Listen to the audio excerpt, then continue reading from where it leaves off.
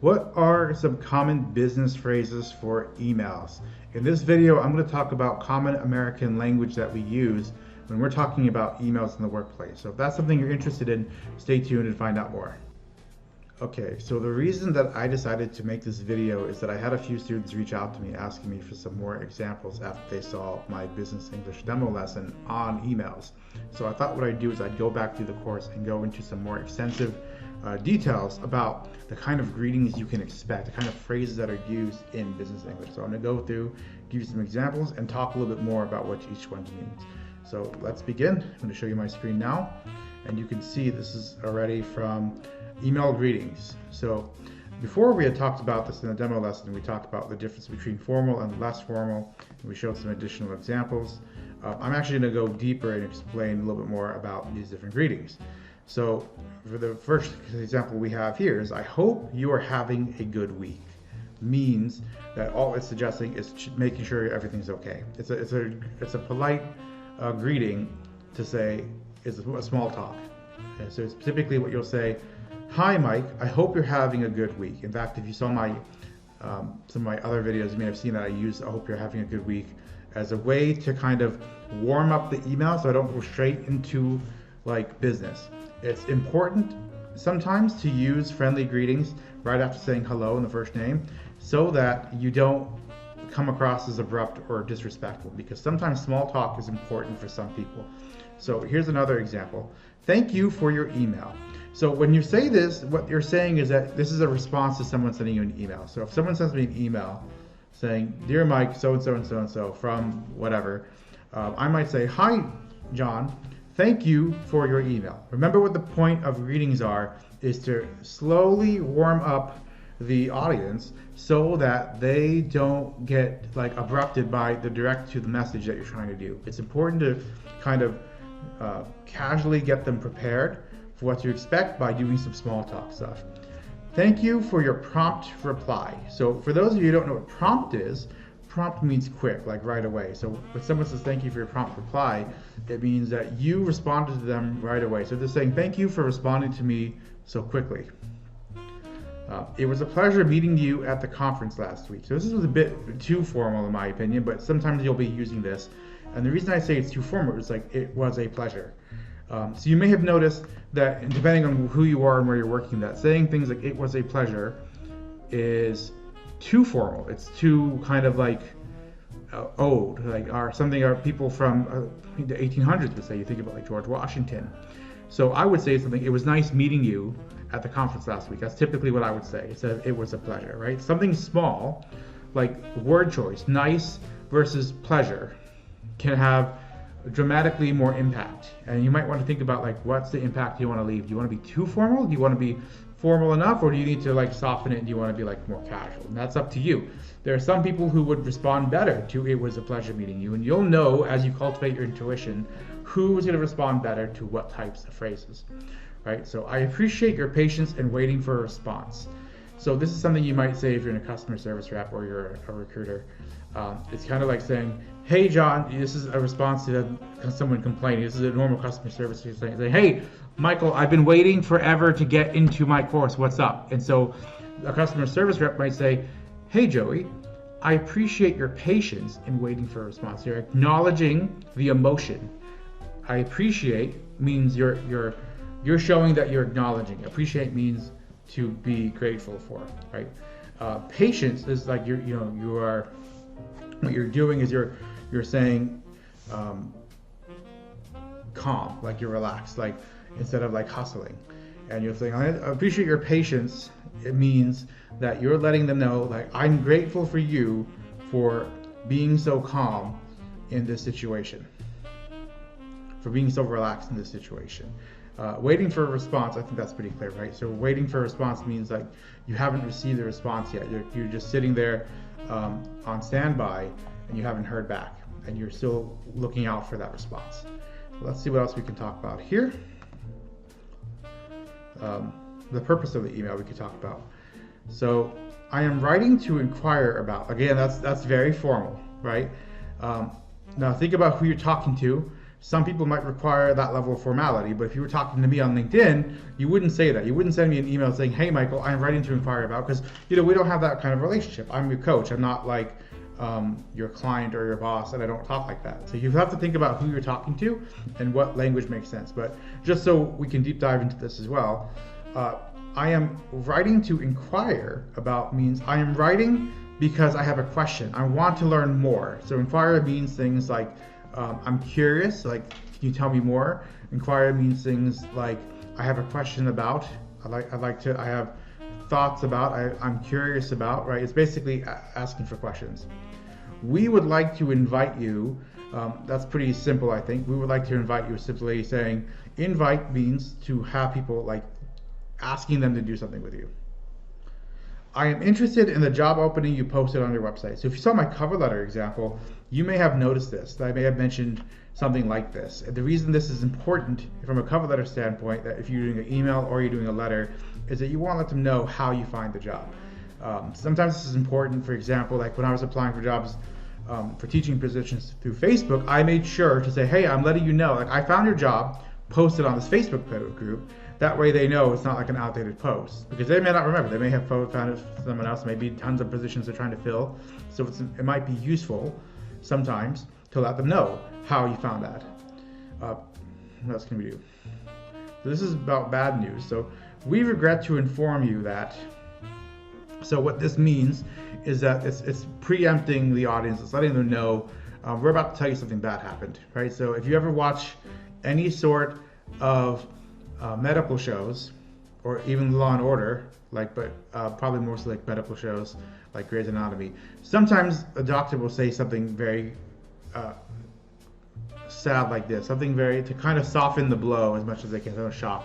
Instead of approaching someone saying, hey, your son's dead, like they'll come back to you like, hey, we regret to inform you that your son's procedure didn't go very well. There was a failure. There was a mistake in the process. Like it's basically trying to soften the blow so it doesn't like go all in and just knock someone out with this big story that would kind of shock someone. It's not too abrupt.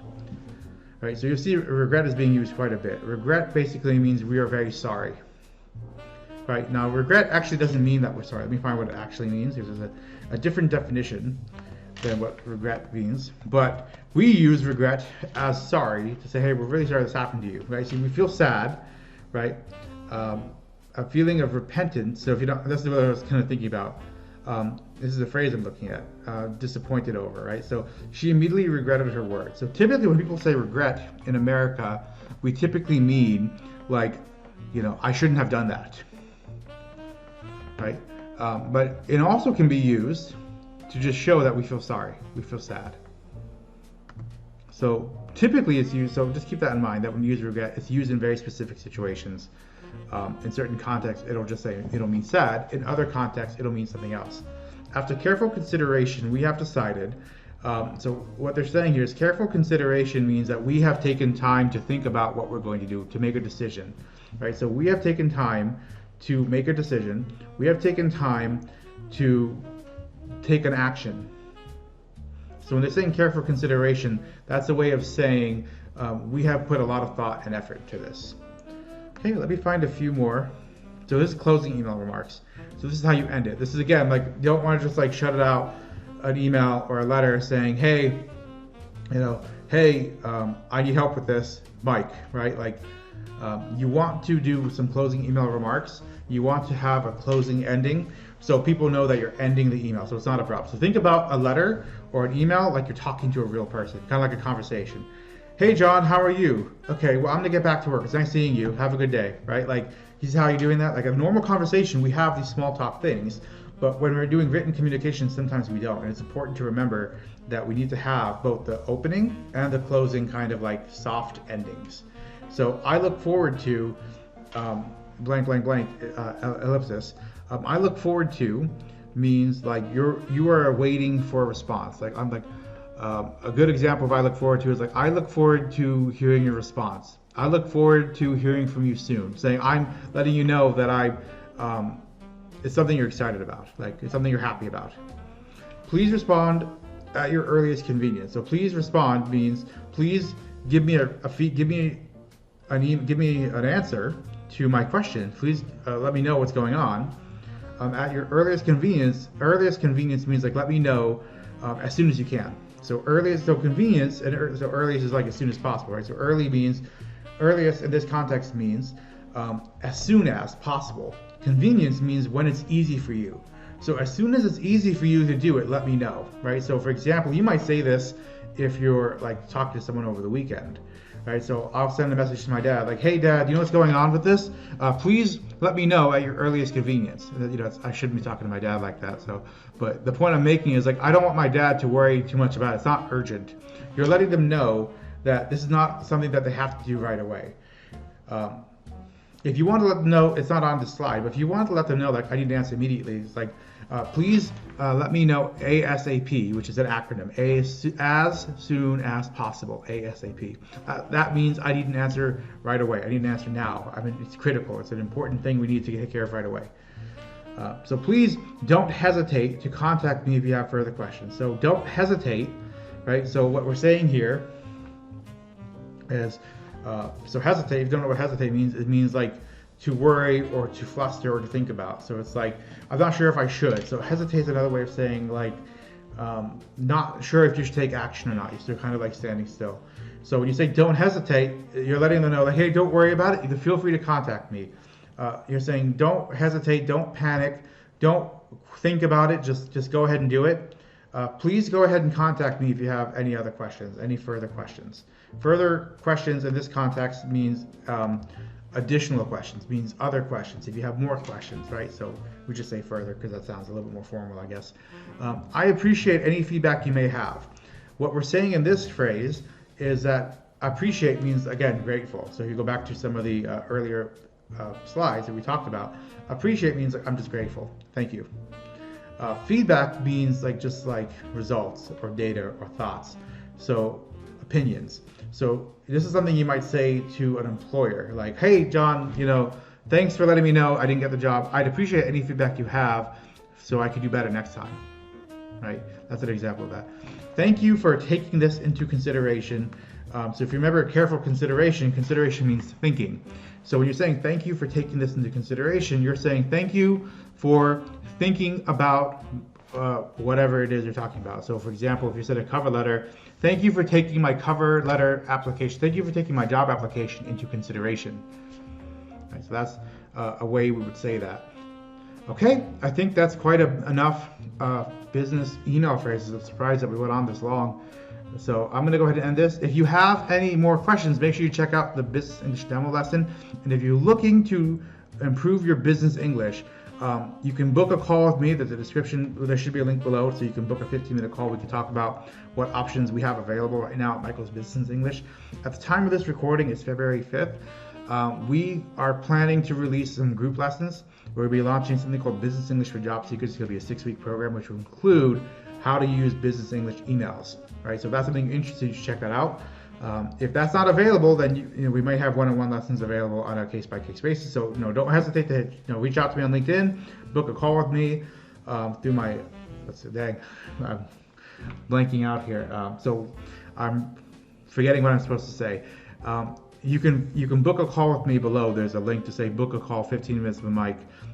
It's just a 15-minute call. You can ask me questions. We can talk about how we can work together to improve your communication skills. So you don't have these kind of like situations where I don't know what to say in an email, because I know some of my students and my colleagues have said things like I have to think about what I'm saying over and over before I rewrite an email, before I send out an email, because I'm scared to rock the boat. So if that's something you're interested in, again, check out the description for links to how you can get access to some business English lessons. Okay guys, thank you so much for watching this video. I hope it was helpful for you. Let me know in the comments if you have any questions. Don't forget to like and subscribe, hit the thumbs up button, smash that like button, let people know that you like it. It helps the channel, lets people know about it, lets YouTube know to tell you, which I should have told this in the other video, but I made a video on how AI affects the job search, and I talked about that a little bit, but also when you like videos on YouTube, it tells YouTube, give you more videos like this. So if you like this video, make sure you like it so YouTube can tell you to give you more videos, keep you notified. Alright guys, thank you. Sorry for rambling on. I hope to see you guys in the next video. Thanks.